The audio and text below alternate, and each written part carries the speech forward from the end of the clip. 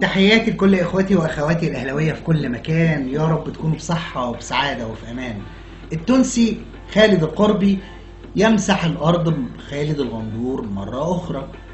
واضح ان الحرب التصريحات او حرب السوشيال ميديا او حرب الفيديوهات مشتعله ما بين خالد الغندور وخالد القربي. خالد الغندور طلع وقال له انت مين عشان تقول على نادي الزمالك نادي ضعيف؟ انت مين عشان تتكلم على مرتضى منصور؟ انت مين علشان تقول على نادي الزمالك ان هو اضعف فريق في المجموعه؟ نادي الزمالك قوي، ونادي الزمالك ده هو بطل، ونادي الزمالك فيه وفيه وفيه وفيه. فخالد القربي رد عليه من خلال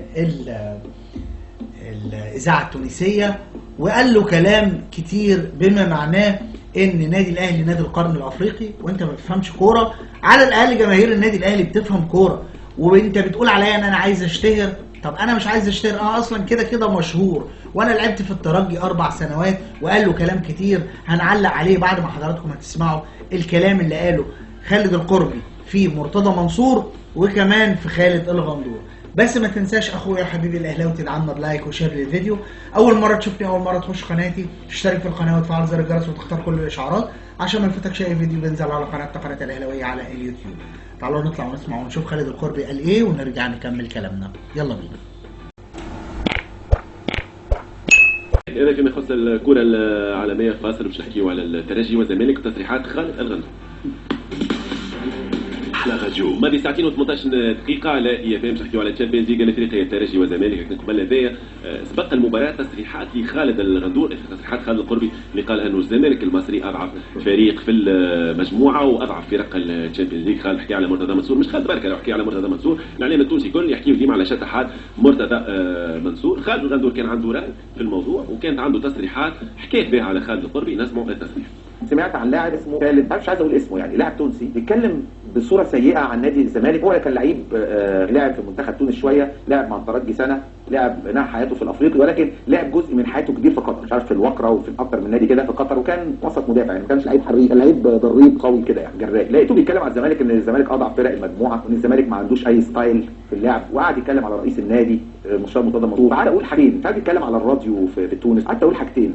الشخص ده ايه اللي عايز يتشهر، ايه اللي عايز يبقى ترند ويتشهر في مصر بتاعه والناس تتكلم عنه، لكن او دي وجهه نظره يعني في الزمالك انه فريق مش حلو يعني. طبعا نادي الزمالك نادي كبير رغم انف هؤلاء اللي بيتكلموا، ودول ما بين منهم كتير دلوقتي في العالم العربي يعني. يطلع اللي عايز يطلع يقطع في ده، يتكلم كلمتين على ده، يدوس على ده.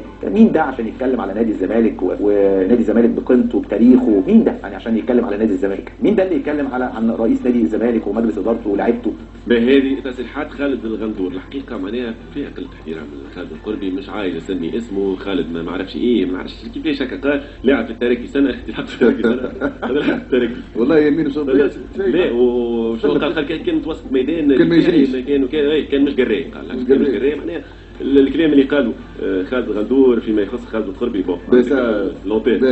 بس اول حاجه انت قلت لي هو جور تاع كوره، شفنا تخيل هو جور تاع كوره. ثاني حاجه اللي انا مش قريت نعطيني ستاتستيك مع ليكيب ناسيونال تاع يعمل ماتش لاعب وقدام من كيلومتر 15 كيلومتر ماتش الكاميرون اللي هو يحلم باش يجريهم ظهر. ثاني حاجه اللي انا نحكي على مرتضى منصور، ان شاء الله ربي يفرج عليه من حبس وكل شيء. انا حكيت اضعف حلقه وشفته مع هذا الماتش اللي هو ظل الزمالك ما جاش لعب كره الاسبيرونس، ماهيش موجود وباش تكمل تخسر مع الاسبيرونس في الزمالك.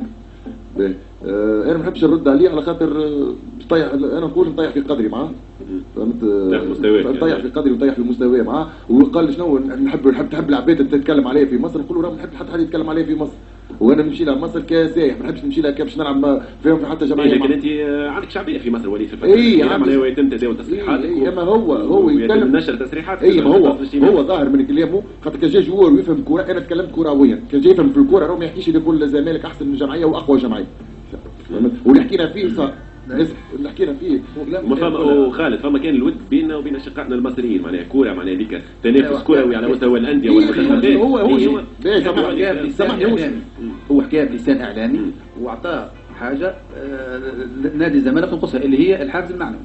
داكورد. لكن هو خالد يمكن هو حاج شويه، لكن خالد هو عنده الحق يحكي كرويا. قبل هو لاعب كوره بدا شنو اللعب وشنو ماتشات اللعب. يحكي انا لعب سنه في الاسبيرونس قالوا موسم انا لعب 4 سنين 8 تيتروات مع الاسبيرونس. هذا الشامبيونز ليج ماكي مع ليكيب ناسيونال 6 ولا 7 بونت وفي التشاد مع كونتر السنغال وكونتر المغرب كوفرون ديريكت اللي ماركا فيه يوسف اللي ترشحنا به. ما عنده حتى هدف مع المنتخب. ما عنده حتى هدف. ما انت زيد ثلاث مباريات انا اللي نحكي لهنا ما عندي حتى مشكله مع حتى حد. انا كي قلت راهو الزمالك اضعف فريق خاطر انا نعرف الزمالك على وقت كان معاهم بن شرقي وكان معاهم برشا لاعبيه كان فما عندهم. ما انت قلت مثلا النادي الاهلي فريق ظهر عادي في المباراه الاولى وقت اللي خسر شوف الهلال السوداني ما خرج حتى واحد معناها من في قناه الاهلي ولا النادي الاهلي وحكى وقال خالد القربي بيحكي يقول النادي الاهلي. انا بالنسبه لي انا ما نقارنش الزمالك بالاهلي. الاهلي فريق القرن واقوى فريق في الافريق واللي تحبوا اكثر تيتروات. انا كي قلت كروي علاش ما تكلموش خاطر هما يفهموا كوره مش كي السيد هذا ما يفهمش كوره. السيد هذا كي قلت انا في الكونتر الهلال السوداني اللي ما لعبتش مليح الاهلي المصري كيف ضد السان داونز ما لعبتش مليح وراهو بالكاليتي نتاع الفريق اللي قاعد تلعب فيه بالونترونور بالشوا التكتيك نتاعو راهو ماهوش تحكوا على الاهلي ولا الزمالك؟ على الاهلي راهو ماهيش تتعب. بعد تحكوا عليه باكثر تفاصيل الاهلي سان داونز. هذا فيما يخص رد خالد القربي على خالد الغندور. الترجي زمالك مباراه تقريبا هي الافضل للترجي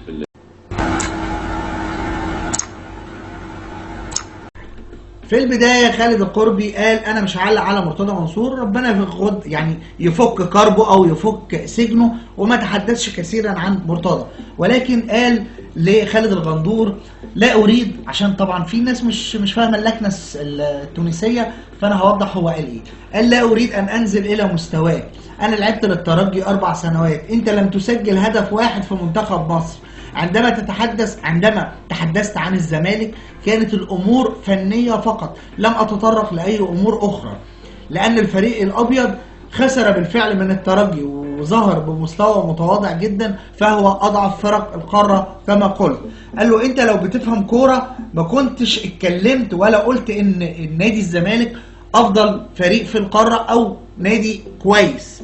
وقال له كمان إن النادي الأهلي بطل القرن وبطل الافريقي والجماهير بتاعته بتتقبل النقد حتى لو انا بنتقدها. يعني لما بتكلم على النادي الاهلي ان هو اثر في الماتش الفلاني او ماتش سان داونز او فبيبقى الجماهير بتتقبل كلامي لان انا بتكلم كوره ما بتكلمش اي حاجه تانية.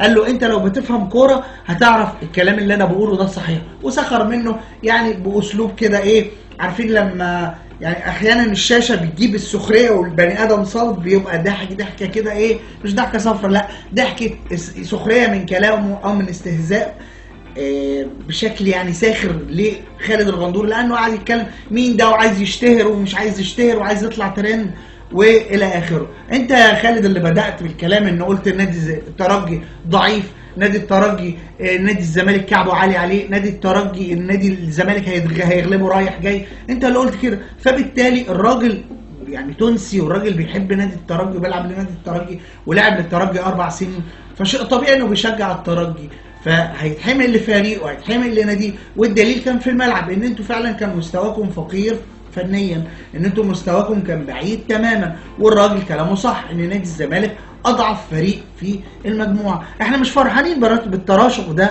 لان في النهايه خالد الغندور مصري، بس تخيل لما يبقى التونسي انضف من خالد الغندور ويقول لك النادي الاهلي نادي القرن وان جماهيره بتفهم وان هو ما بيفهمش. يعني بتجيلك الاشاده من بره وانت في مصر بتهين نادي الزمالك اللي هو انضف منك واحسن، عفوا بتهين نادي الاهلي اللي هو انضف منك واحسن منك.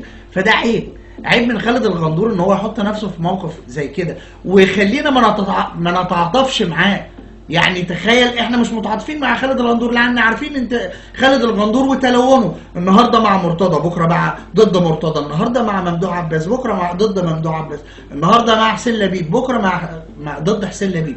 فاللي انا عايز اقوله ان لولاك يا لساني ما انضرب قفايا. بنقول لخالد الغندور حط لسانك في بقك عشان قفاك ما ينضربش. فالراجل بيرد عليك، اوعى تفتكر ان انت في منأى ان هم يسمعوا كلامك ويرد عليك، لا هم سمعوا كلامك وردوا عليك، والصحافه المصريه بتنقل كل حاجه والسوشيال ميديا بتنقل كل حاجه. احنا بنقول لخالد الغندور اهو الراجل التونسي قال عليك ان انت ما بتفهمش كوره، ما تطلعش بقى تدعي ان انت بتفهم كوره وان انت يعني راجل ما جابتوش ولاده. انتهى الفيديو بتاعنا. ما تنساش اخويا حبيبي الاهلاوي تدعمنا بلايك وشير الفيديو. اول مره تشوفني، اول مره تخش قناتي، تشترك في القناه وتفعل زر الجرس وتختار كل الاشعارات عشان ما يفوتكش اي فيديو بينزل على قناه قناه الاهلاويه على اليوتيوب. بشكركم مره واثنين وثلاثه وعشرة. كان معكم اخوكم هاني الشرقاوي، والسلام عليكم.